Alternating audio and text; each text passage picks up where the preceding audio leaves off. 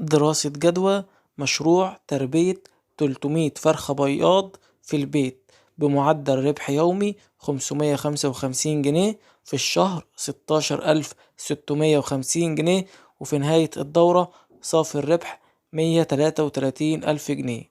وركز معايا عشان أنا قلت في أول الفيديو دراسة جدوى لمشروع 300 فرخة بياض في البيت، لأن لو عملنا المشروع ده في مزرعة معناها ان احنا هندفع ايجار وهندفع مصاريف كتير ومنها مرتب عمال، فطبعا الارقام هتبقى مختلفة.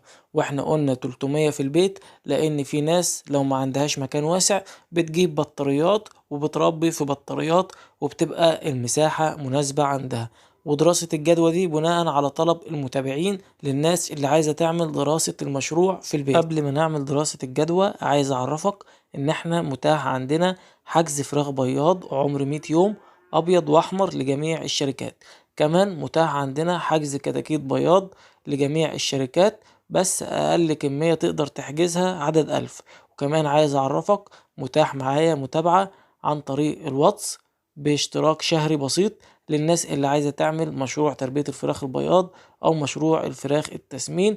مع المتابعة بتتعلم وبتستفيد وبتعرف ازاي تدير مشروعك بشكل كويس. عشان ما اطولش عليكم بقى اكتر من كده، اعمل لايك للفيديو عشان يوصل لغيرك ويستفيد، وما تنساش تصلي على سيدنا محمد عليه افضل الصلاة والسلام في الكومنتات.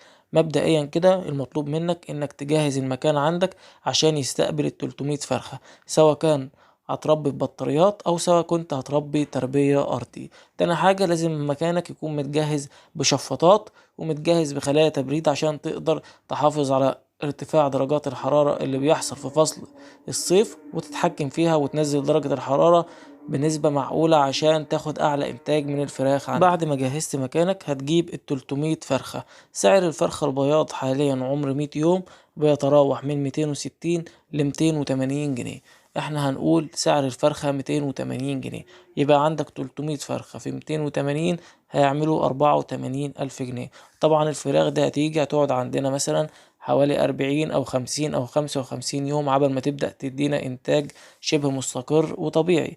طيب الفراخ دي هتستهلك علف بمعدل 4 كيلو ونص علف لكل فرخ. طيب سعر كيلو العلف عامل 18 جنيه، والفراخ هتستهلك كل فرخ 4 كيلو ونص، يعني بمعدل 1350 كيلو. هنضرب 1350 كيلو في 18 جنيه هيطلع لنا حوالي 24,300 جنيه. ولو بتربي تربية أرضي فأكيد هتحتاج جير ونشارة، هيحتاجوا دول منك حوالي 500 جنيه. وطبعا استهلاك المية والكهرباء في الشهر هيكون بمتوسط 500 جنيه. نيجي بقى للأدوية والتحصينات اللي هتجيب تكلفتها بمعدل 5000 جنيه، ودي كل المصاريف اللي تقريبا هنحتاجها لحد الفراخ ما تشتغل معانا وتنتج بشكل طبيعي. ولو جينا حسبناهم كلك على بعض هنلاقيهم عاملين متوسط 115,000 جنيه. بالنسبة لبداية الإنتاج واستهلاك العلف بيكون بمعدل 110 جرام للفرخ يوميا، واحنا عندنا 300 فرخ يعني هنستهلك حوالي 33 كيلو يوميا. سعر الكيلو بيتراوح من 17 ل 18 جنيه. احنا هنحسب الكيلو ب20 جنيه لان احنا بنضيف في المية بعض الادوية وبعض الفيتامينات عشان نحافظ على استقرار انتاج البيض. يبقى 33 كيلو في 20 هيطلع معانا 660 جنيه مصاريف يومية. طيب نسبة الانتاج بتبقى الطبيعية كام؟ بتتراوح من 90 ل 93%. احنا هنحسب على نسبة انتاج 90%. لو الفراخ دي هتنتج معانا بنسبة 90% يعني هيجيبوا في اليوم متوسط 270 بيضة. ال 270 بيضة دول هيعملوا بالظبط حوالي 9 طباق. سعر طبق البيض النهاردة 135 جنيه. نحسب بقى 9 طباق في 135 جنيه هيطلع لنا متوسط 1215 جنيه. ده تمن بيع البيض، وانت صارف في اليوم 660 جنيه. كده صافي الربح اليومي معاك حوالي 555 جنيه.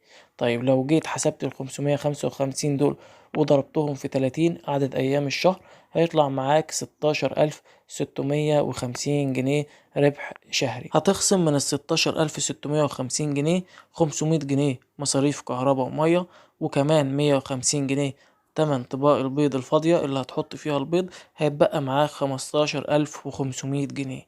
هتضربهم في 16 شهر اللي هما معدل انتاج البيض عند الفراخ البياضة، هيطلع معاك 248,000 جنيه.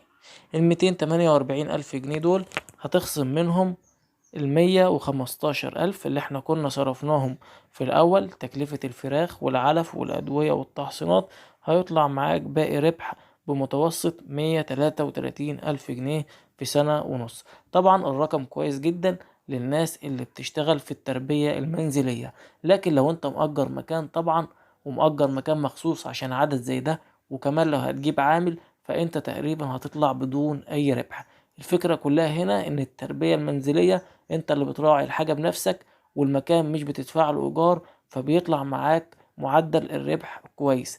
لكن في المزارع بتربي اعداد كبيرة جدا عشان خاطر تقدر توصل لربح كويس زي الربح اللي بيطلع في التربية المنزلية. لسه برضو عندك تمن الفراخ اللي هتبيعها في نهاية الانتاج، اللي بيكون وزنها وصل لكيلو ونص تقريبا، وسعر الكيلو منها عند البيع بيتراوح من 40 ل50 جنيه. وقتها بقى بتبيع الفراخ على حسب سعر البورصة، وبتبدأ تدخل دورة جديدة. ودي كانت دراسة جدوى لعدد 300 فرخة بياض في المنزل.